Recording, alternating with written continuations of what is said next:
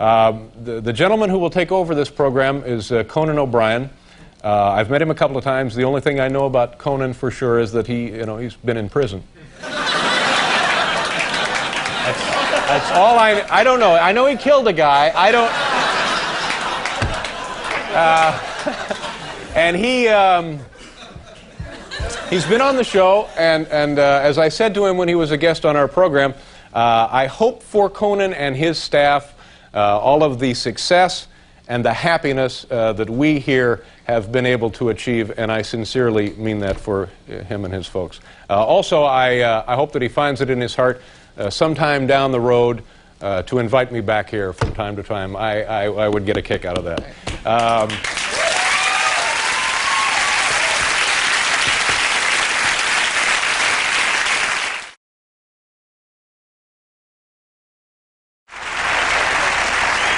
See how hard it is. It's not an easy job. All right. I'm not going to move the show along, Andy. I think we've got things on a bit of a roll right now, and I think it's time to proceed with... What's going on? People, would you please... Oh, no, it's a streaker! Oh, it's a streaker, everybody! Oh, what? No, no.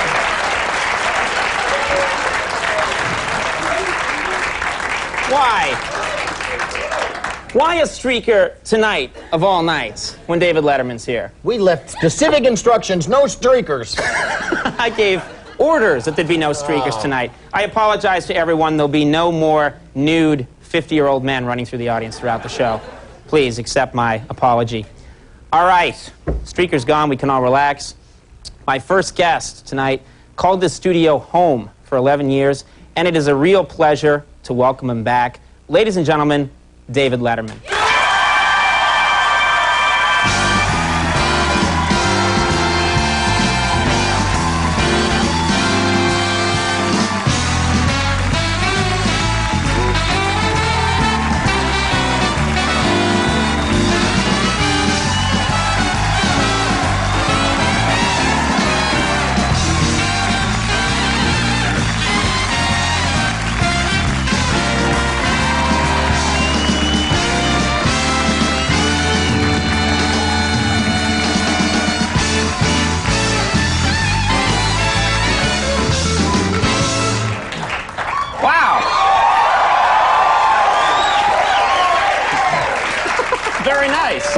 You know, I was really excited and thrilled and very much looking forward to the occasion until I see a guy pretending to be fat and naked running through the... We can't get anyone to really do it. And then I said to myself, well, the executive talent at GE really hasn't changed much at all. This naked guy. Well, I've been fired now. Thank you very much. I love what you've done with the place, by the way. Just very, very nice. No, I chose these colors myself. It's very strange for me to be here. I was actually here a couple of, about 6 weeks ago. We were shooting some silly videotape outside of the building, and it was about 9 o'clock in the evening, and people said, well, let's go on upstairs to the 6th floor where you used to work and take a look around. And so we came up in here, and it was just like it was now, except you folks weren't here. Well, most of you weren't here. And then we, looked around, looked at the commissary, looked at the nightly news set, and then we left. And then 2 days later, in the newspaper was an article that we had broken in, pushed our way past the guard, and I had gone up to Bryant Gumbel's office and taken a nap. What more heinous a stunt could a man pull? I don't care who sees me. I'm sleeping on this couch, boys. Cover me. I'm taking a nap. You like it, though? You really like what we've done here? Does it look good? Yeah, it does look good. And the thing that I liked about it when I came in here, I was in this studio since 1981. We did a morning show. You did the morning show here? Right here, I didn't exactly. know that. And it was comforting to me to see that you guys have carved out a completely new identity for yourselves. And when I watched the show, it was funny. When I first watched the show, it was a little difficult for me because they say late night, and I'd think, hey, Keen. I'll be on. Yeah. And then it would be Conan O'Brien, late night with Conan, and I'd say to myself, and this is how stupid I am, I would say to myself, oh, geez, I wish I had a show. It was very odd. It was... You know, I know that's pathetic, but that's my life. And then as I would watch it, and the truth of it is, when I first started watching your show, it always kind of made me wince a little bit because I thought, well, I don't know, you know, it's not really me, it's not my show. But the more I watched the show, I realized you guys do an incredible amount of comedy and stuff that is produced that is very high level. And the volume and the quality of the stuff just knocks me out. And I think you've really done a great job to carve out a wonderful identity for yourselves. And there's nothing like this show anywhere on television. And I really, really appreciate that. I think you did a nice job. Well, thank you. Thank you very much. Thank you very much. I would say You realize, of course, that was before I saw the naked guy in the audience. I know. I'm sorry. I really am. I'd say the biggest drawback we've had so far is that you had a very funny window on your show. Yeah, we had a great window. You had a very funny window, and my window, it isn't very funny. Look at this.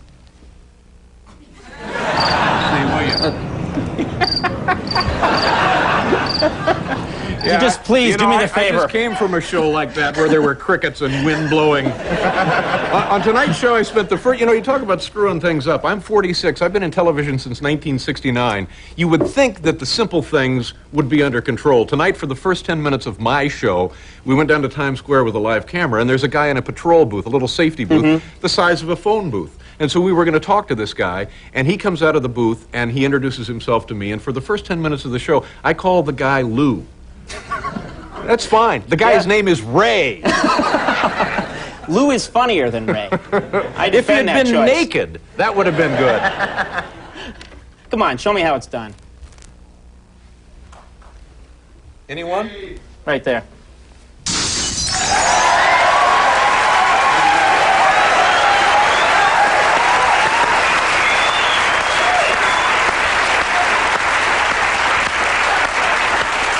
And when we're done here tonight, I'm going to take a nap on your couch, buddy, and nobody can stop me. Completely unstoppable. I want to ask you something. This is a question that people wouldn't expect, but when I first got this job, I came here to 30 Rock. How did you get this job, by the way? Was it a theme writing contest? Or Yes. Yes. Yeah. It was a what would I do with a talk show, and I was fourth. But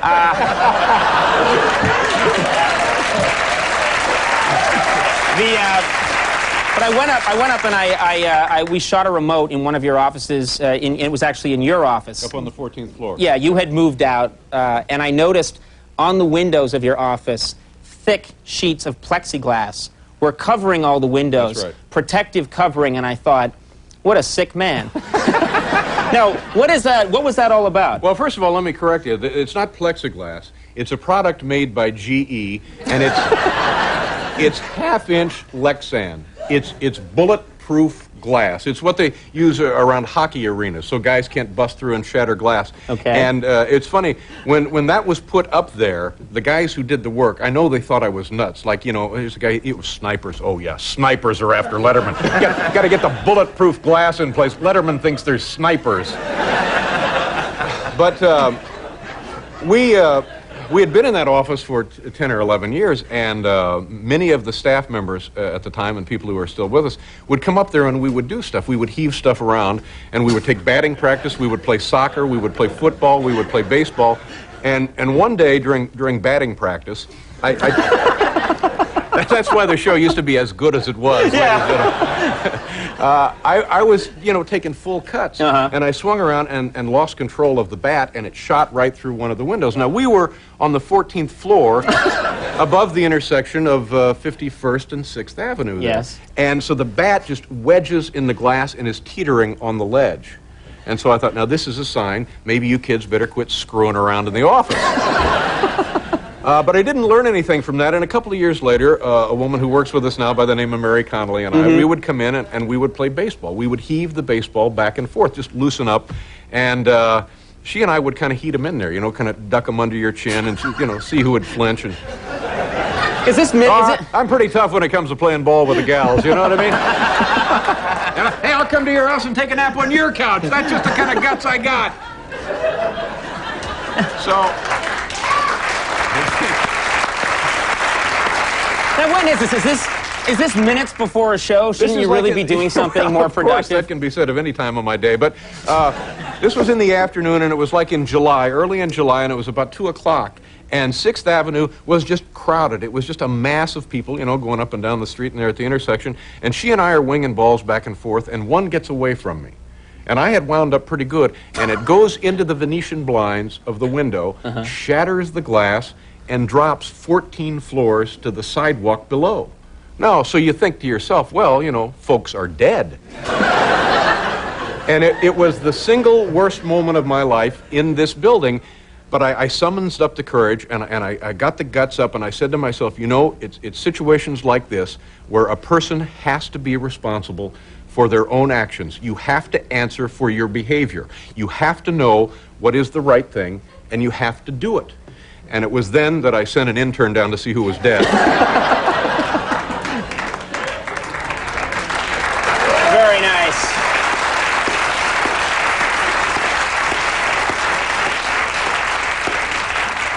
Very nice. Well, listen, we are going to take a quick commercial break. Will you tolerate that? Absolutely. Whatever you want. Okay. We're going to step away for 1 second, make a lot of money for NBC, and then we're going to come back with David Letterman.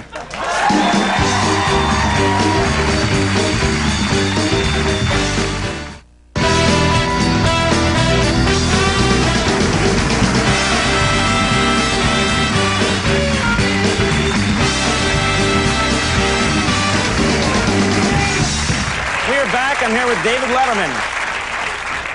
Sir, a lot of people were watching the Olympics this week, and they were watching your show. You sent your mom to the Olympics, which got a lot of publicity. And I was wondering, does she have the bug now? Does she want to keep going? You know, first of all, that was an actress. That wasn't my mom. A woman named Sylvia Henderson, and she's great. And Mom did audition, but wasn't right. Wasn't quite there. No, all right. Yeah. It's very strange because Mom may be the least demonstrative person I've ever been around. She's very shy, very soft-spoken when she speaks. Very soft-spoken. And we just decided to send her over there, and we didn't really understand what was going to happen. And it turned out to be fairly nice, but as far as continuing this sort of thing, I don't think she's going to Bosnia to cover the trouble there. Are other networks vying for her time, for her attention? Is there any chance she'll be on the 12:30 slot? Yes. Well, I guess anybody can get a show at 12:30 coming. Yeah. I'd doff if I had a cap, I'd doff it to you. I really would. But it was, you know, my fears is now, here's a woman who is my mother, so you figure she got to be older than I am. You know, it'd be odd if we were roughly the same age.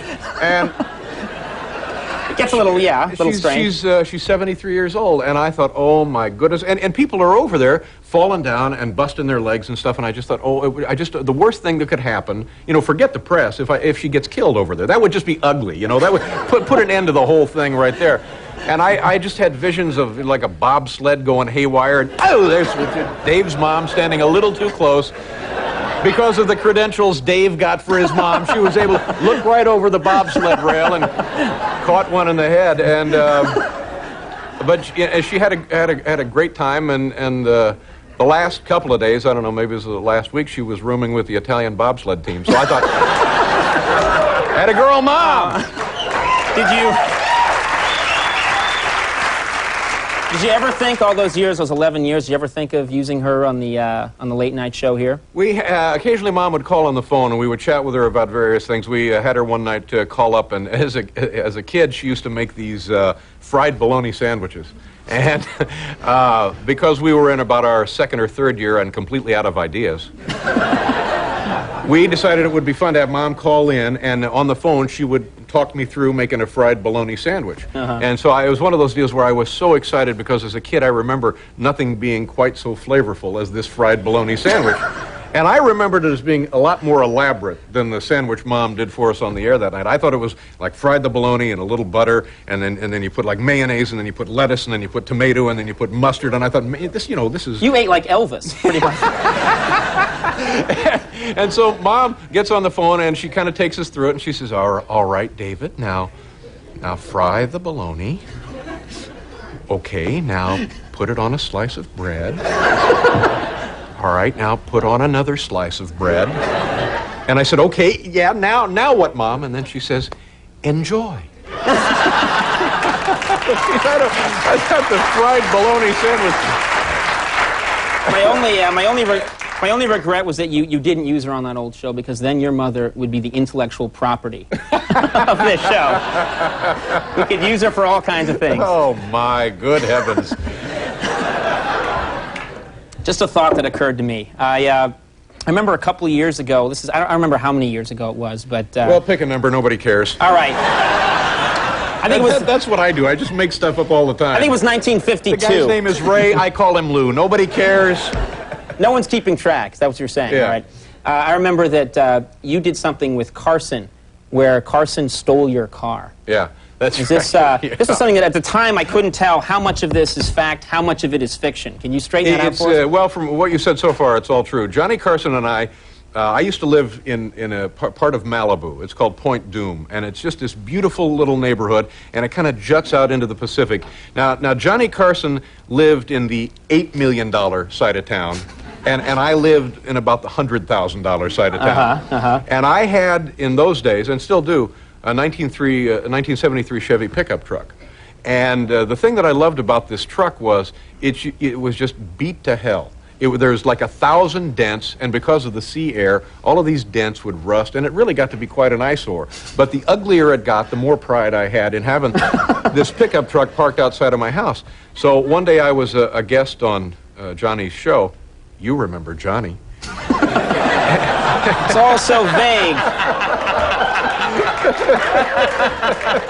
And I'm 14 years old. This is a clip-on tie. And so I'm on the Tonight Show telling my little stories and trying to get laughs and dropping my pants and whatever you got to do to get laughs. And so Johnny, I can tell, he's not paying attention to anything I say. I can see in his eyes that he's waiting to pull the pin on a grenade. He can hardly wait to get this moment. And so finally I wrap up my little skits, my little song and dance, and I'm looking around, and Johnny says, why don't you tell me about that piece of junk you got parked out front of your house? And I said, well, I don't know. And you play along with Carson, Sure, yeah. especially in those days. Not so much now, but in those days, you play along. Between you and me, Conan, I can pretty much write my own ticket. Yes. But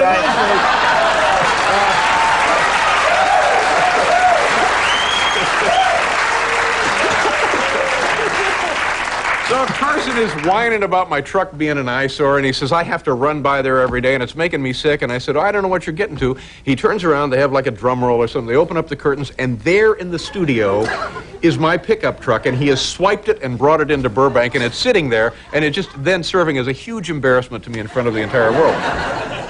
So finally he returns the truck, and I get to looking it over, and I realize that the left front headlight is busted out.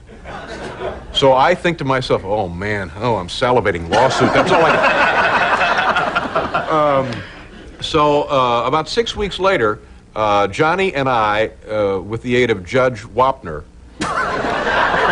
I kind of filed suit against Carson for the damage suffered to my pickup truck, and Judge Wapner comes on, and Johnny and I Did you do this on the show? Yeah, on the show. No, we did it in his backyard. Oh, I don't know.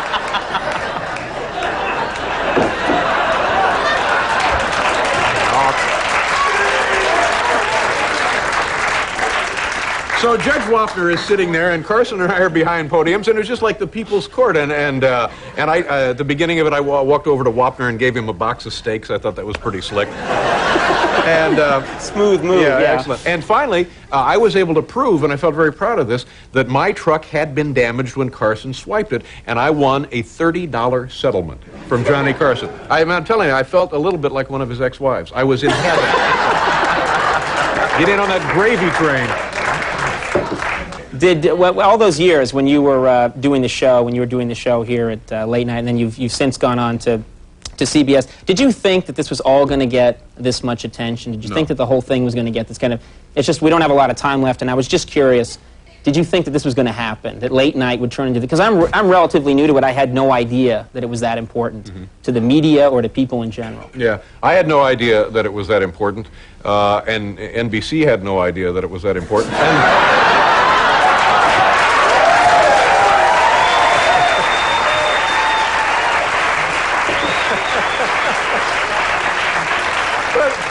I'm going to be squeegeeing car windows tomorrow. But you know, it's easy to be flip about it, but the truth of it is, I loved being here, and I still have nothing but really strong positive memories, and the people that I dealt with, and the executives, and the programmers, and the folks that we saw on a daily basis, I felt like we had nice, good, strong relationships, and I don't hold any grudges, and I don't regret anything that has happened, but I am surprised that it did get to be as silly as it was, you know. I mean, it just, but I don't know. That's the way things go. Well, listen, you're supposed to end on a big laugh. I thought what I'd do is just thank you very much for coming. We are out of time, but this meant a lot to us to have you stop by. It was very nice of you to come by and do that. It goes on for about 9 more minutes. Yeah. Anyway, thanks very much. You know, I was thinking about this, Conan, all weekend, and this, by the way, was my worst fear about the show. And it's happened. I just thought, oh, I should have brought the long socks. But you know, see, look at that. How big a dweeb is he? Look at that. I find it attractive. It's a good look. But you know, when we did our last show here, and I was kind of wrapping things up, it was really a quiet hope of mine that I would be invited to come back on your show. And I didn't know if you would do it or not. I didn't know what the format would be. I didn't know if you'd have any place for me. It was all country music for a while, and then... Then we got into this, which seems to work a little better. I used to be able to go and see Carson on The Tonight Show, you know, 2 or 3 times a year, and I loved it. And I realized that for one reason or another, I probably wasn't going back to The Tonight Show. Sure, Jay would have you on. So to be able to come here, and I hope you'll be nice enough to invite me back. It's just been great fun, and I think you guys do a terrific job. Well, thank you. I know you have to go to the MSG for the ESPYs, which is a tongue twister now. You have to leave. Oh, it's a big night for me, Big night for you. Big night for me and my socks. But listen, thanks again. Do come back and visit us, and best of luck on your show. It's great. Congratulations. David Letterman. We'll be right back.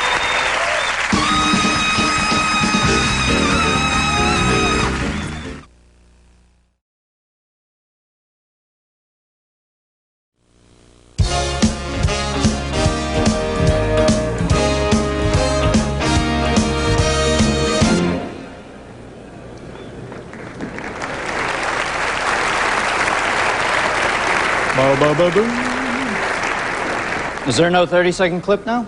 Somebody told me there was a 30-second clip. What are you guys, gaslighting me? Okay, to present our auto racing award, ladies and gentlemen, please welcome David Letterman. Dave.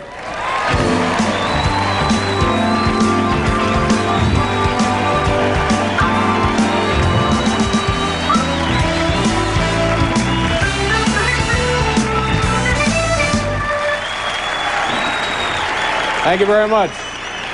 Thank you. Don't worry, Dennis. We'll find the guy who got your tie. You know, ladies and gentlemen, win or lose, it's just great to be this close to Penn Station, isn't it?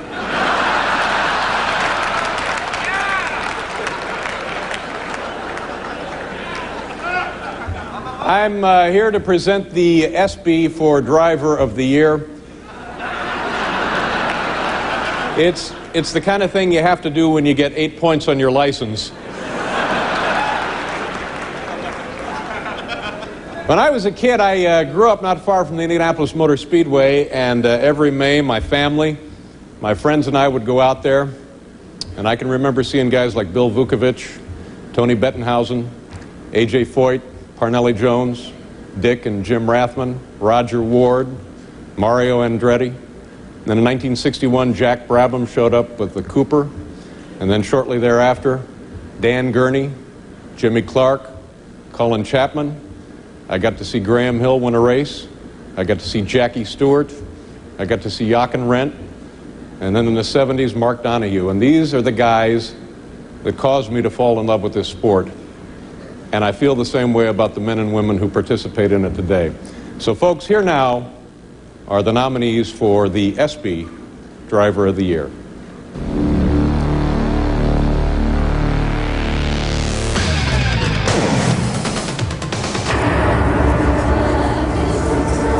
Dale Earnhardt.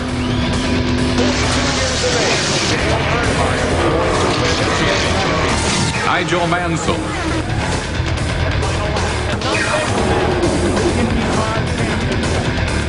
Rusty Wallace.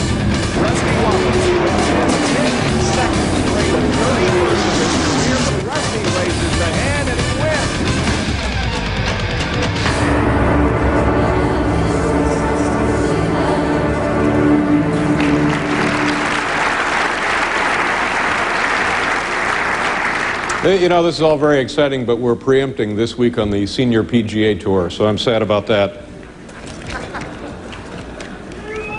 Thank you very much, Mom. And the winner of the 1994 ESPY is Nigel Mansell.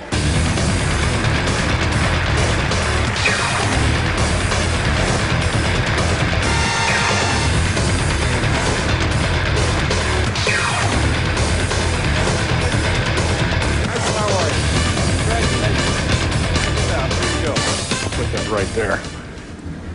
Well, I'm very honored to be here, second year running, and to receive this off David, but I must say that I've had a lot of my training from David, haven't I? Yes, you have. Yeah. Kicked your ass on the Merritt Park.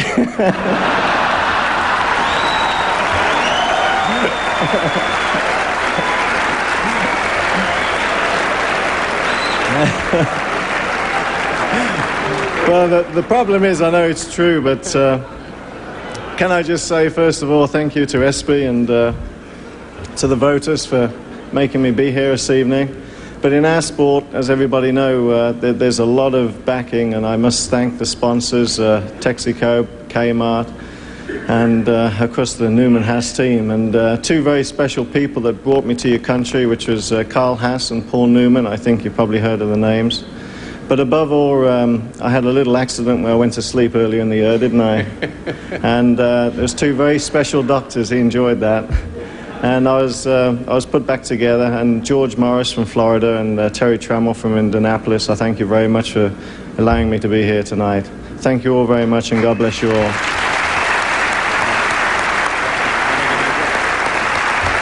It's a Kmart tuxedo, by the way. Yeah.